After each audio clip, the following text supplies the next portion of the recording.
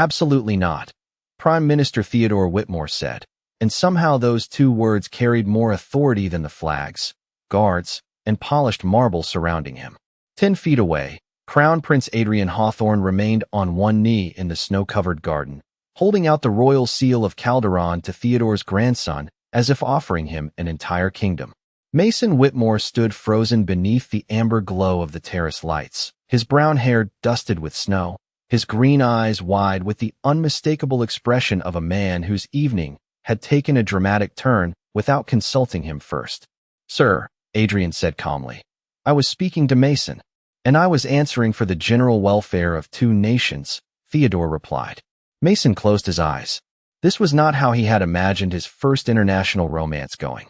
Technically, he had never imagined having an international romance at all, especially not one involving a crown prince, a royal seal, and his grandfather appearing from behind a hedge like an extremely well-dressed, disapproving ghost.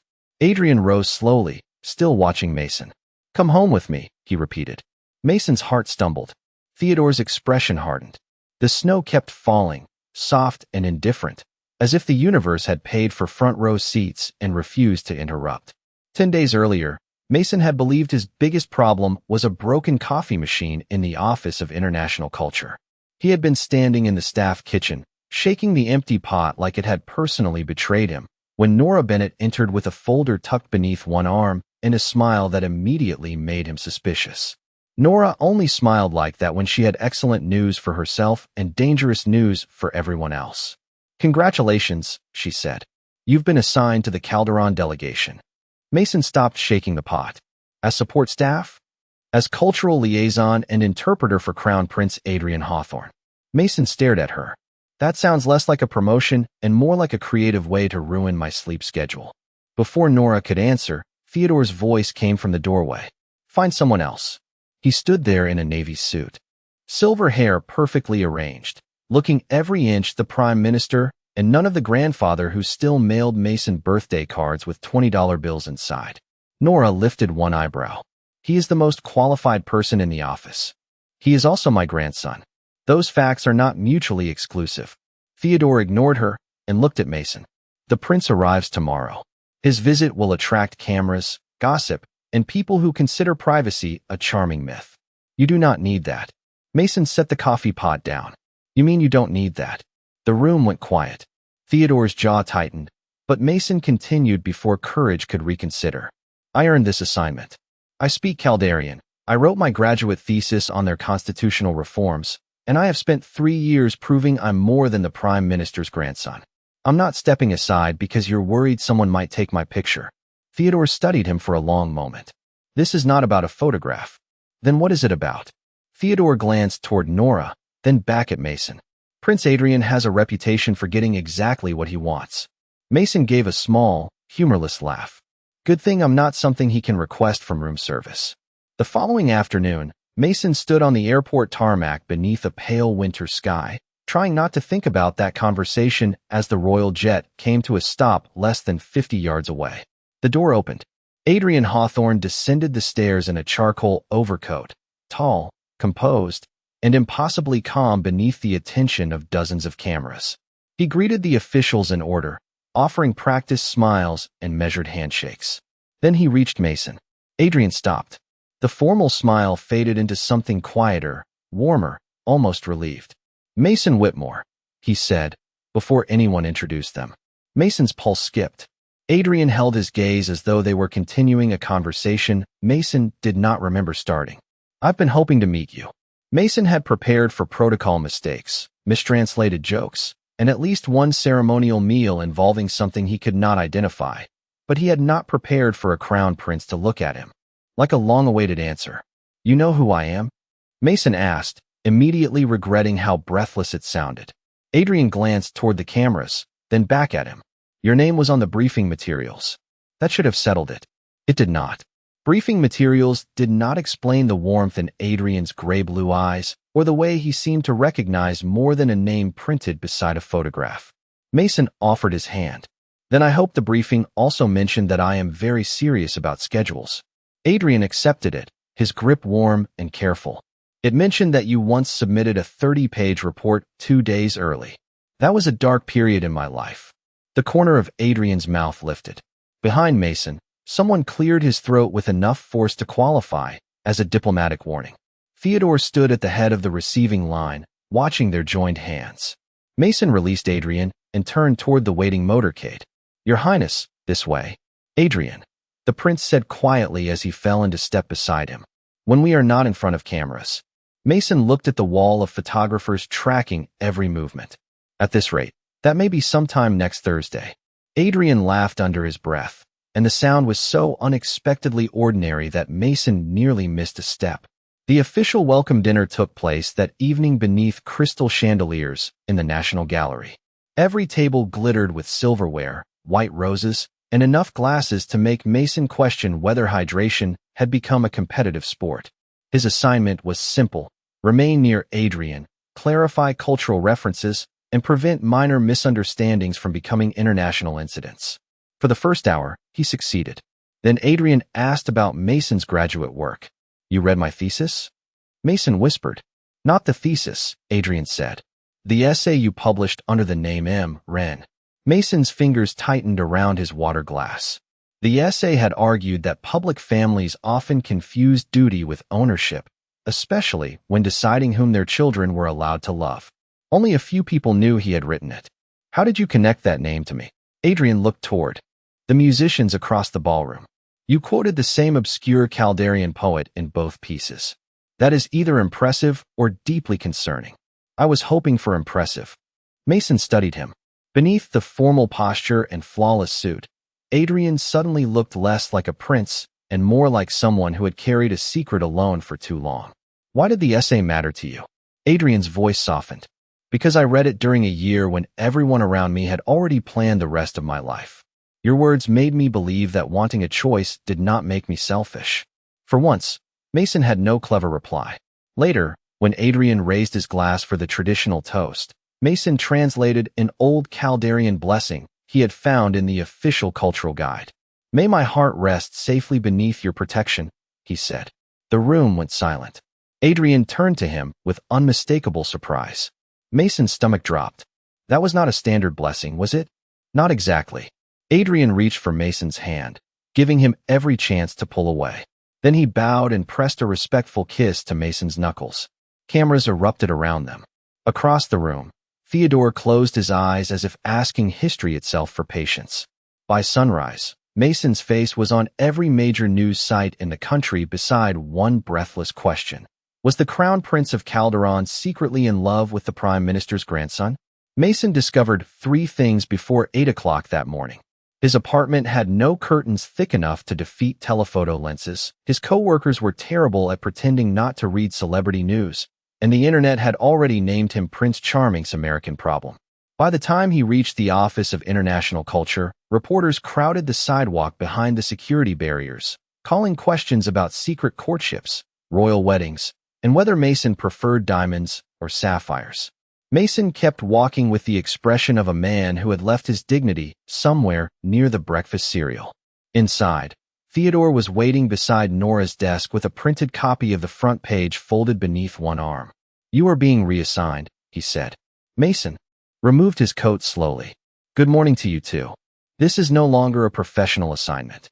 It became unprofessional when someone approved a cultural guide written in 1872. Nora lifted one hand. In my defense, the modern guide had not been translated. Theodore gave her a look that could have canceled government funding. Before Mason could argue further, Chancellor Malcolm Reed entered with 2 Calderon officials. Reed was silver-haired, polished, and so perfectly courteous that Mason distrusted him immediately. Removing Mr. Whitmore would create an unfortunate impression, Reed said. The old blessing has ceremonial weight. Replacing him now could suggest that your government regrets offering friendship to the Crown Prince. My government offered friendship, Theodore replied. My grandson accidentally offered his heart. Reed smiled without warmth. International relations are built on smaller misunderstandings. The compromise arrived 15 tense minutes later.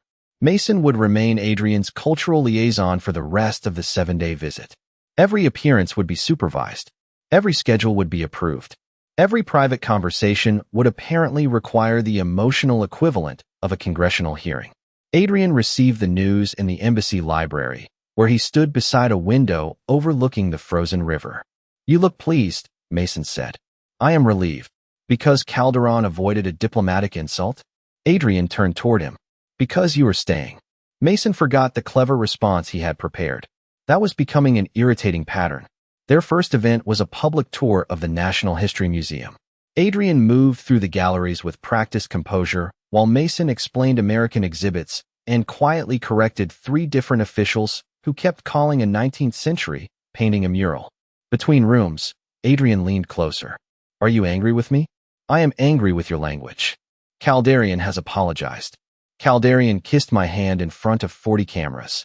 That was me. Then you should apologize too." Adrien considered this. "I am sorry the cameras were there."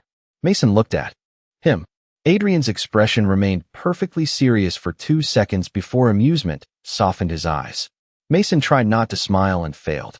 Near the final gallery, a ceremonial display drone drifted away from its programmed path, lowering unexpectedly above the crowd. Security officers moved forward, but Mason reacted first, catching Adrien by the sleeve and guiding him behind a marble column. They ended up standing close in the narrow space, Mason's hand still wrapped around Adrien's arm. "Are you all right?" Adrien asked. Mason blinked. "I pulled you out of the way, and I am asking about you." The concern in Adrien's voice was quiet and immediate, without performance or royal polish. Mason released his sleeve. "I am fine." A security officer approached carrying a small envelope that had been attached beneath the drone. Reed took it before anyone else could speak, but Mason saw his face change as he read the message. Adrien saw it too. "What does it say?" Reed folded the paper. "Nothing important." Adrien held out his hand. After a pause, Reed surrendered it. The message contained only 7 words, written in Calderon. "Choose duty before the American becomes a problem." The security team treated the message as a credible warning, which was how Mason found himself driven through a gathering snowstorm toward Ashford House, a government residence normally reserved for visiting heads of state. Chancellor Reed insisted the schedule could continue from inside. Theodore insisted Mason should go home.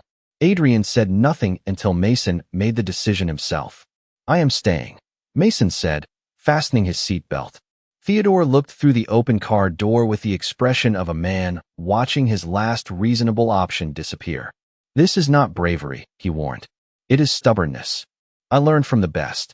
The door closed before Theodore could answer. By early evening, snow had buried the gardens beneath nearly 8 inches of white, and the wind rattled the old windows like an impatient guest.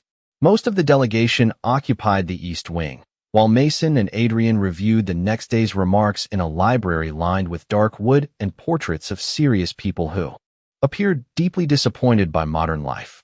Then the lights flickered. Once, twice. Darkness settled across the room. "Please tell me Calderon princes received training for dramatic power outages," Mason said. Adrien's voice came from somewhere near the fireplace. "We received training for constitutional crises, formal dinners, and waving from moving vehicles. So no candles. Candles were considered too practical." Mason used the light from his phone to find a brass lamp on the desk.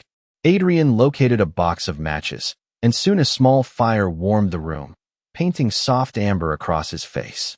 Without the cameras and officials, his posture changed. His shoulders lowered. The prince seemed to step out of his title one careful breath at a time. "The note was not meant to frighten me," Adrien said. "It was meant to remind me who controls my future." Mason sat across from him. "Who does?" "According to the Royal Council, everyone except me." Adrien stared into the fire. "They selected possible spouses when I was 16. Every friendship became a calculation. Every public smile became evidence. I stopped trusting kindness because it always arrived with conditions." Mason remembered the essay Adrien had read, and suddenly its importance made painful sense. "My grandfather is not that different," he admitted. "He loves me, but sometimes his protection feels like a room with no doors." Adrien looked at him. "You built your own career anyway. I built it while half the country assumed he handed it to me." The words escaped more sharply than Mason intended. "I want one thing in my life that belongs to me because I chose it." Silence rested between them, warm instead of empty. Adrien removed his overcoat and placed it around Mason's shoulders. "You are cold," he said. "I am fine. Your hands disagree. Mason looked down. His fingers were trembling, though he was no longer sure the weather deserved all the blame. Adrien sat beside him, close enough that their shoulders nearly touched. You are the first person on this visit who speaks to me like I am a man instead of a country, he said. Mason's breath caught. Adrien lifted one hand, stopping before it reached Mason's cheek. Would you like me to move away? Mason met his eyes. The fire cracked softly behind them. No. Adrien leaned closer, slowly enough for Mason to change his mind. Their foreheads almost touched. Then the library doors opened, and Theodore stood beneath the emergency lights, staring at them in complete silence. Theodore did not raise his voice. He did not need to. Mason outside. Mason slowly removed Adrien's coat from his shoulders, though the warmth remained like evidence. I am not 12. Then do not make me repeat myself like you are. Adrien stood, calm but unmistakably tense. Prime Minister, nothing happened. Theodore looked at him. That is the only reason this conversation is still polite. Mason followed his grandfather into the corridor, where the emergency lights cast long shadows across the walls. You embarrassed him, Mason said. I protected you. From what? A conversation? From becoming a headline, a bargaining tool, or a temporary rebellion for a man whose future has already been negotiated by people you have never met. Mason folded his arms. You do not know him. Neither do you. The words landed harder than Theodore intended. Mason's expression changed, not with anger this time, but disappointment. I was trying to. Theodore looked away first. By morning, the storm had passed, leaving the city bright beneath fresh snow. The schedule resumed with the Calderon Winter Arts Gala, an event designed to celebrate cultural unity and apparently test Mason's ability to stand 20 feet from Adrien without looking at him. For most of the evening, Adrien moved through the ballroom beside council members, diplomats, and carefully selected guests. Mason remained near the edge of the room with Nora, pretending to study the orchestra. You have checked where he is 11 times, Nora murmured. I am responsible for his schedule. His schedule is printed in your hand. I like accuracy. Across the ballroom, a young nobleman offered Adrien his hand for the next dance. Adrien accepted with perfect courtesy. Mason told himself the strange heaviness in his chest was professional concern. Professional concern was apparently jealous, badly dressed, and standing beside a tray of untouched desserts. When the music ended, Adrien did not return to the royal delegation. He crossed the ballroom instead, passing ministers, cameras, and Chancellor Reed's increasingly alarmed expression. He stopped in front of Mason and held out his hand. Dance with me. Mason glanced toward Theodore. His grandfather stood near the far wall, watching without expression. This is a terrible idea, Mason whispered. Most honest choices look terrible from a distance. Mason placed his hand in Adrien's. They moved beneath the chandeliers as the room dissolved into light, music, and whispers. Adrien's hand rested carefully at Mason's back, steady but never possessive. Are you doing this to challenge the council? Mason asked. No, to calm the press. No, then why? Adrien's gaze softened. Because I have spent days being told where to stand, what to say, and whom to trust. You are the only choice here that feels like mine. Later, Mason found him alone on the balcony, the city glowing beyond the stone railing. You cannot say things like that and expect me to act normal, Mason said. I have not seen you act normal since the airport. Mason laughed despite himself. Then his smile faded. Tell me this is not a performance. Adrien stepped closer, but left the final space between them untouched. It is not. Mason searched his face, then closed that distance himself. Their kiss was gentle, brief, and quiet enough to belong only to them. Neither noticed the tiny camera hidden behind the balcony curtains, its red light blinking once in the dark. By 7 the next morning, the kiss belonged to everyone. The video played across television screens, news sites, and social media feeds, slowed down and enlarged until a quiet moment on a balcony looked like a declaration made before the entire world. Mason sat at Theodore's kitchen table, staring at his untouched coffee while commentators debated whether he would move to Calderon, receive a royal title, or cause a constitutional crisis before lunch. They have given me 3 imaginary wedding venues, Mason said. One of them is a castle that does not exist. Theodore muted the television. This is exactly what I warned you about. Mason looked up. You warned me that Adrien might use me. He did not leak that video. Intent does not change the consequences. Neither does pretending I have no say in my own life. Theodore stood near the window, rigid beneath the gray morning light. For a moment, he looked less like the Prime Minister and more like an exhausted grandfather who had forgotten how to ask someone to stay. The Calderon Council has demanded that Adrien return home, he said. They want him to publicly deny any serious relationship and accept the marriage arrangement they prepared for him. Mason's stomach tightened. What did he say? He has not answered them yet. Then I need to speak with him. Theodore shook his head. No, Mason pushed his chair back. You cannot keep doing that. Doing what? Calling fear protection and expecting me to be grateful.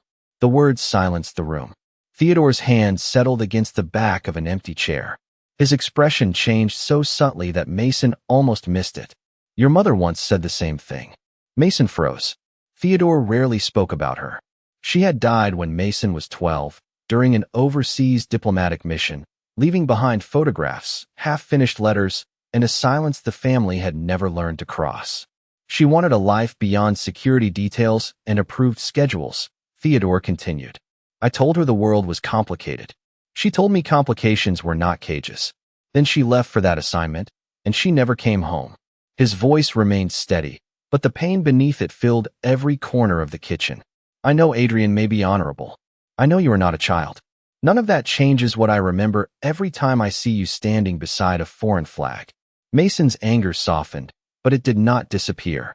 He crossed the room slowly. I am sorry you lost her. I am sorry you have carried that alone. But loving me cannot mean choosing every safe road for me. Theodore looked at him, eyes bright with everything he refused to say. And what happens when the road takes you away? Then you trust me to find my way back. Mason's phone vibrated on the table.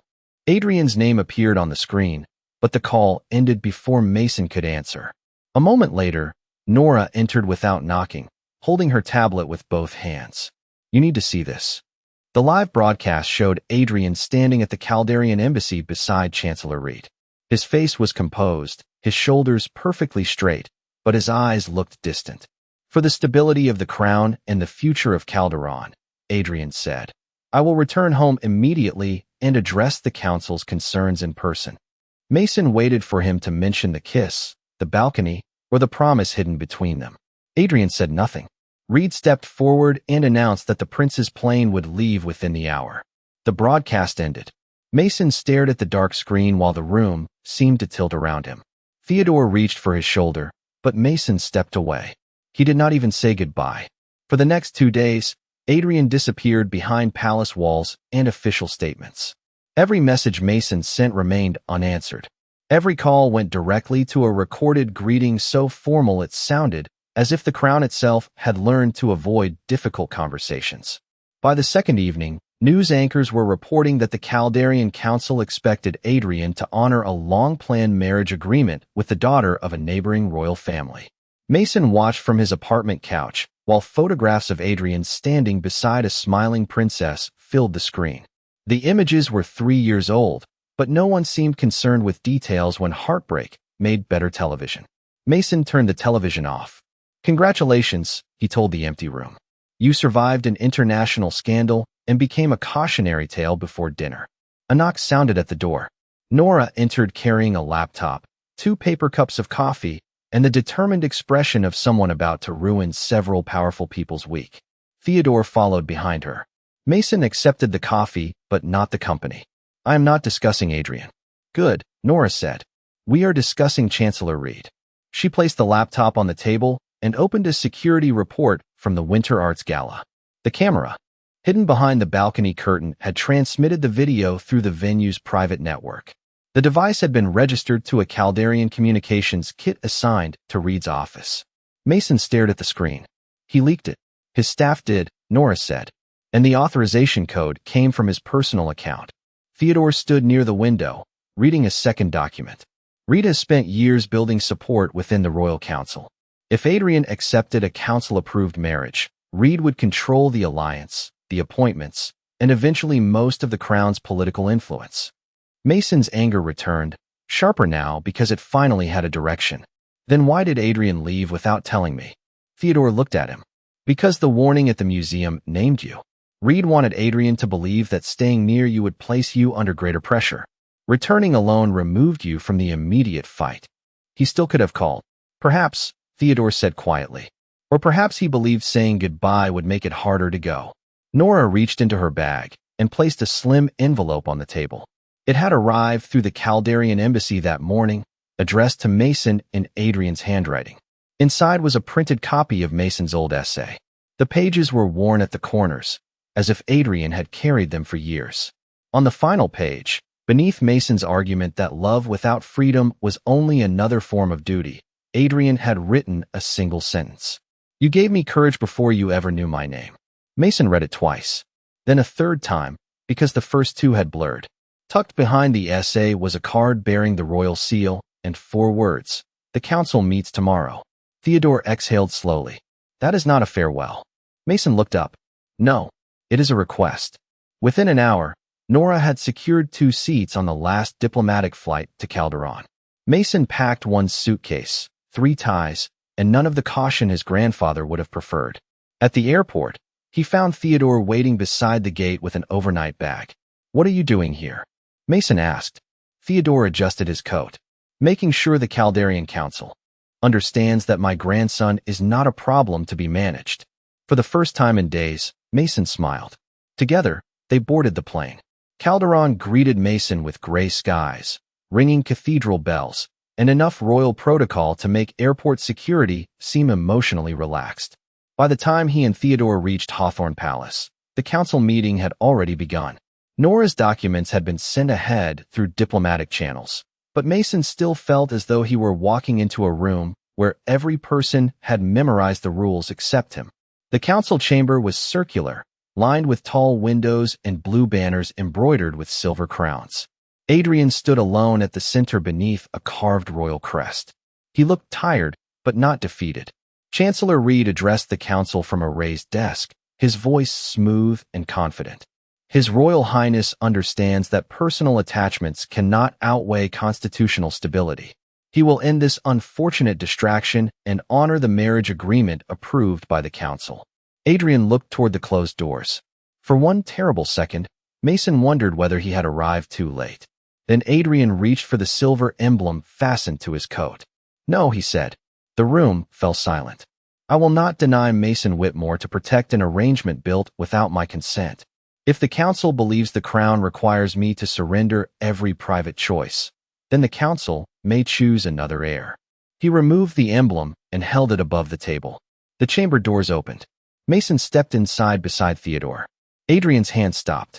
Chancellor Reed stared at them as though reality had become personally offensive. This session is restricted, Reed said. Theodore continued walking. Then your security procedures require improvement. Adrien's eyes found Mason's, and the control in his expression cracked into open relief. You came. Mason wanted to cross the room immediately, but Theodore reached Adrien first. He looked at the emblem in the prince's hand, then at the council members preparing to accept his resignation. Absolutely not. Confusion moved across the chamber. Adrien blinked. Prime Minister? You do not surrender a crown because one ambitious official confused manipulation with leadership. Theodore placed Nora's report on the central table. It contained the transmission records from the hidden camera, Reed's authorization code, and communications showing that his office had arranged the public leak. Reed's polite mask finally slipped. Those records prove nothing. They prove enough to begin a formal inquiry, Theodore replied.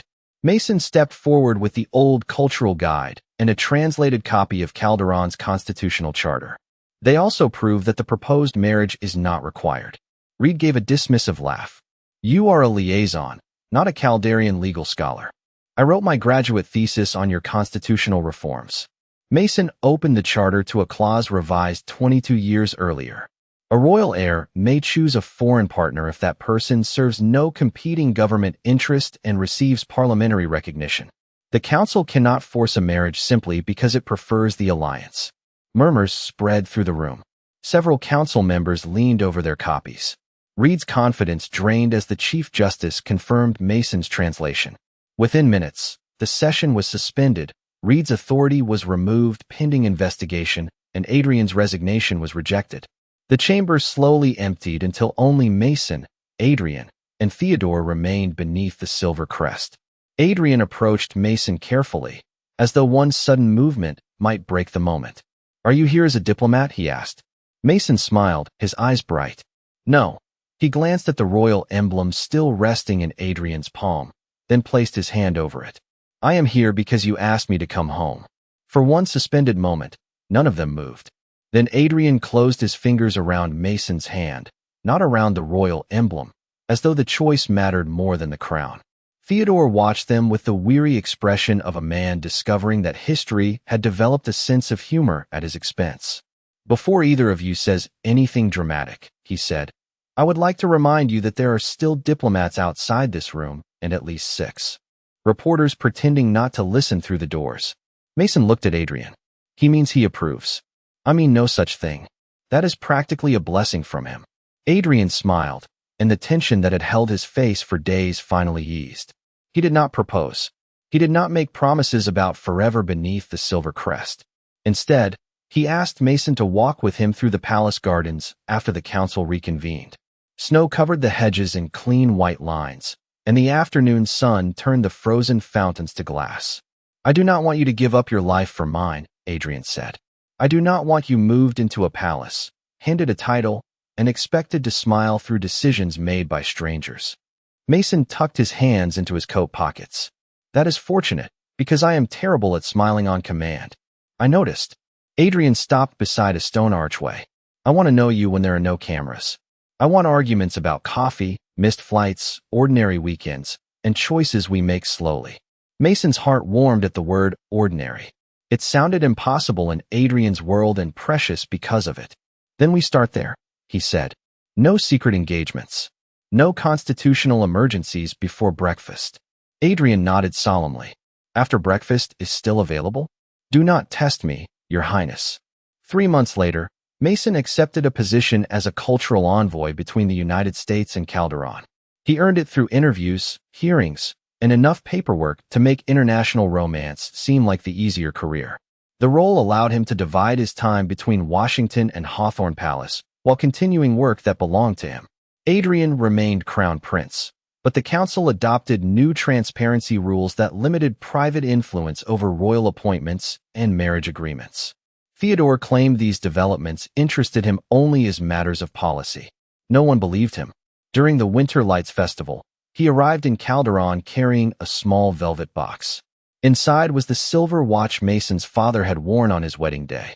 Theodore handed it to Adrien in the palace library. "This is not permission," he said. "It is trust. Do not make me regret the distinction." Adrien accepted it with both hands. "I will protect it."